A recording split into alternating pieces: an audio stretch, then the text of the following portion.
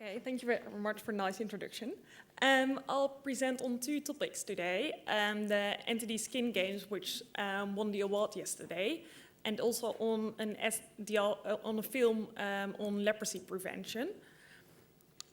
And let's start with the Skin Games.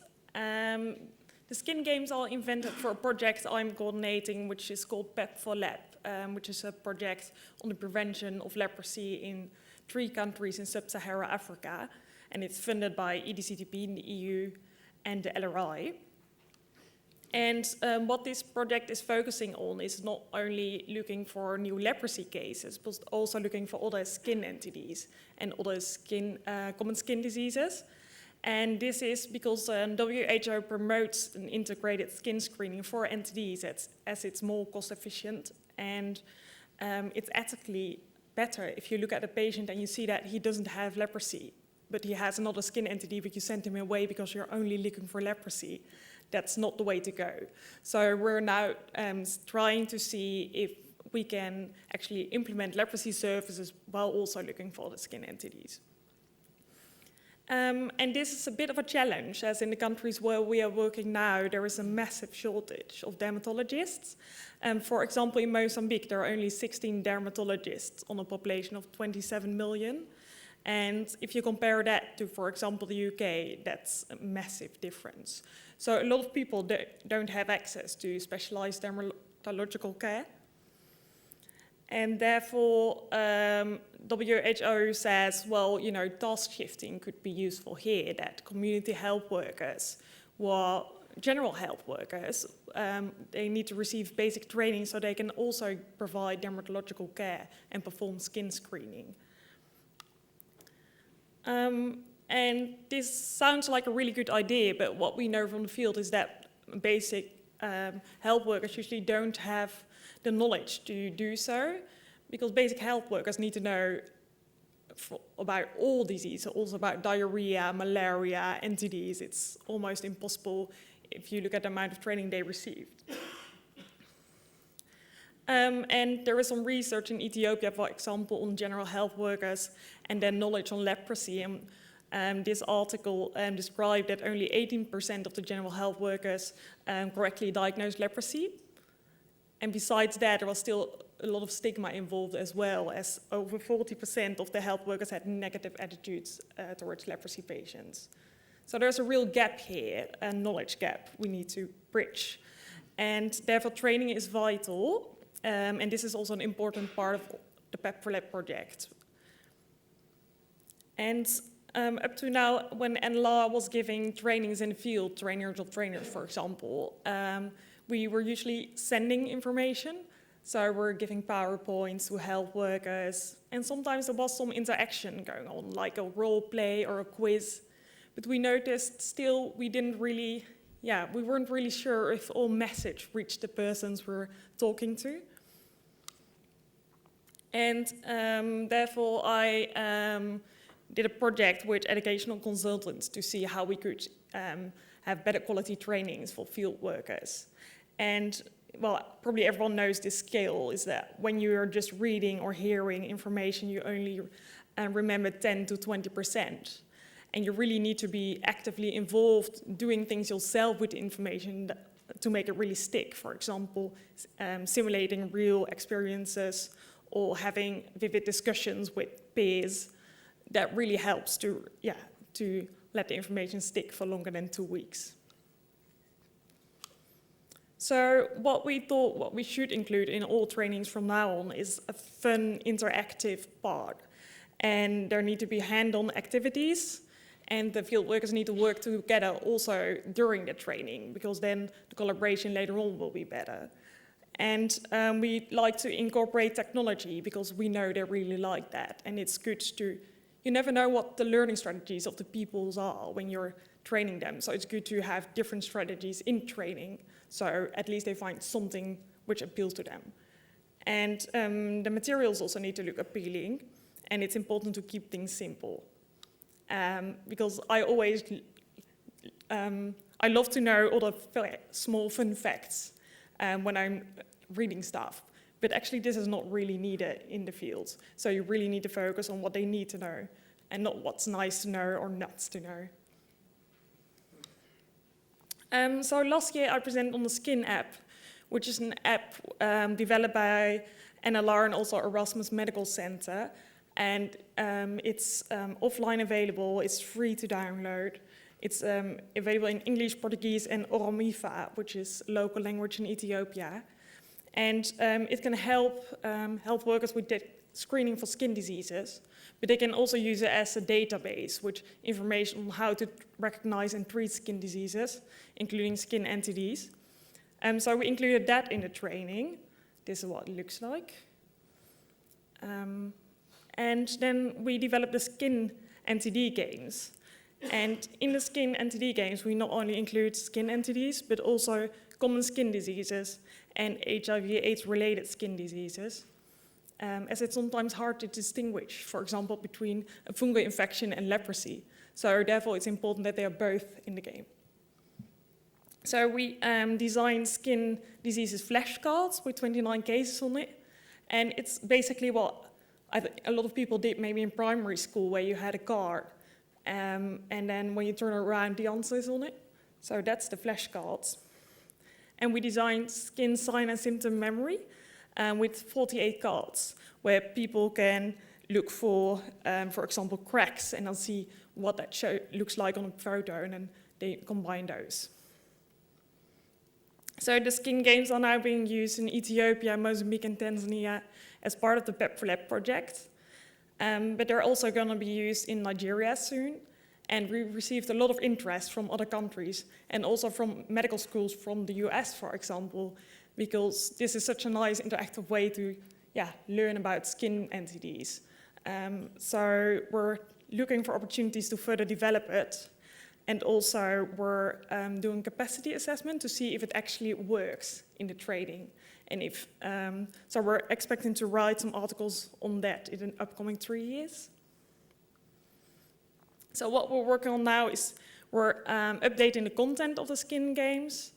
We want to make more country versions, and we will need more photos of skin diseases, which is quite hard to find sometimes from some skin NTDs. And the skin colors need to be correct for that country, so it's a bit complex process. So if anyone has additional skin NTD photos, please let me know, because we love to include them. And we're looking for partners and additional funding to further develop it, because when you want to manufacture this on a greater scale, we just need some help and support to do so. And at the end, it will make it cheaper as well. So we're really looking forward to doing that. So the second topic is a film on the prevention of leprosy. Because leprosy still, every 2 minutes, someone is diagnosed with this disease.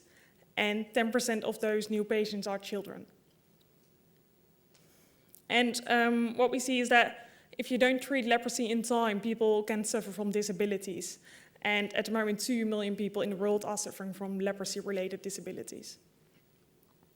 So now there is a preventive drug, and it's rifampicin, which was already a well-known antibiotic. And research stated that in 60% of the cases, the context of leprosy patients can be cleared of leprosy when they are in the subclinical phase.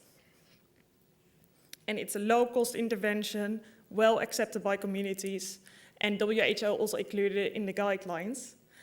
And some countries are now implementing it on a small scale, but we've got quite a lot more countries to go.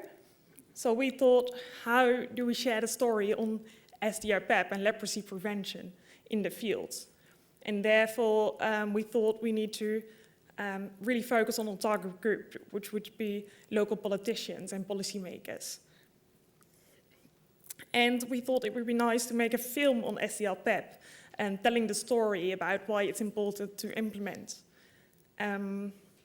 So we did that, but then we thought, well, now we've got a film, but how's it going to go viral in countries where internet is not always that reliable, especially when it's, it's a 3D film, so it's quite a big thing to download. And what we came up with is that everyone loves to receive good old postcards. So why not include the film in a postcard? And that's what we did.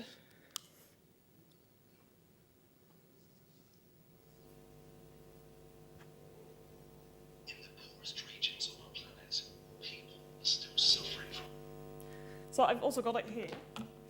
This is it. And then there's some information about all NGO on it.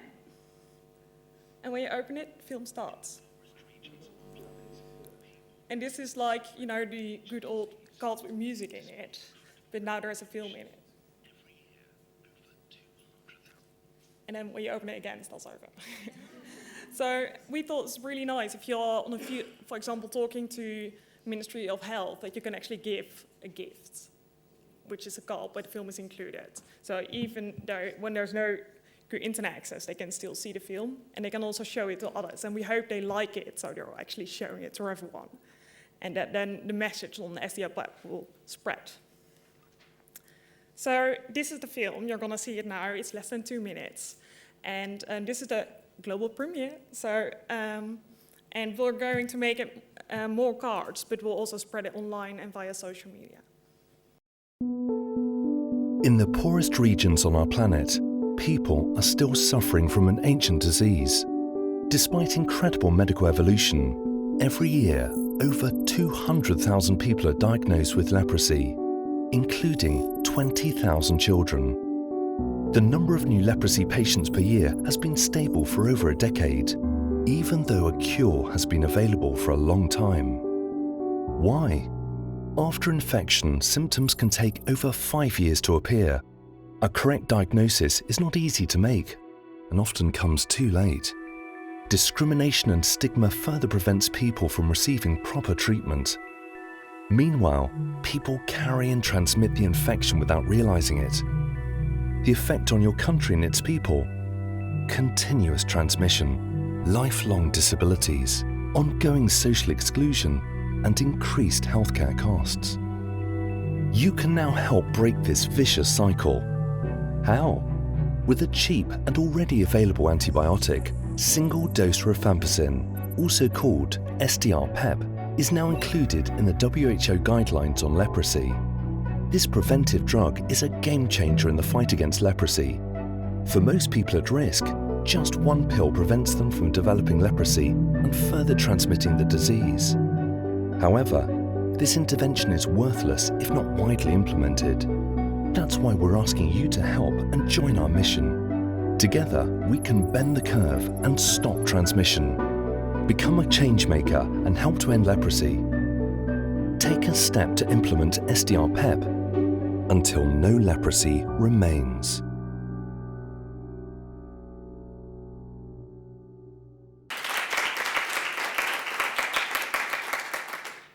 So it's already available on our website, so you can look it up there, and we'll also share it via YouTube and social media. So please like it, please spread it, because we really feel like this story needs to be spread and people need to start implementing SDR-PEP to really stop the transmission of leprosy and stop disabilities. So that's it.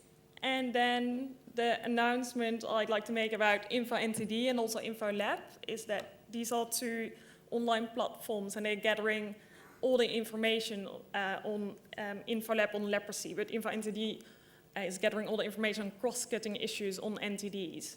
So this is, for example, reports, but also stories from the field, and journal articles. And they have a search engine, so if you're looking for scientific articles or best practices, you can go via this webpage, and you don't need to go via Google Scholar or PubMed, because everything is already pre-selected for you here.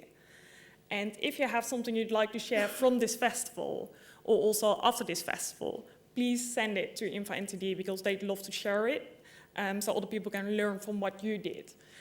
So I think that's a great announcement to make, and they've got a new webpage, so please visit it and share your content, because then it's available for everyone else as well. Thank you.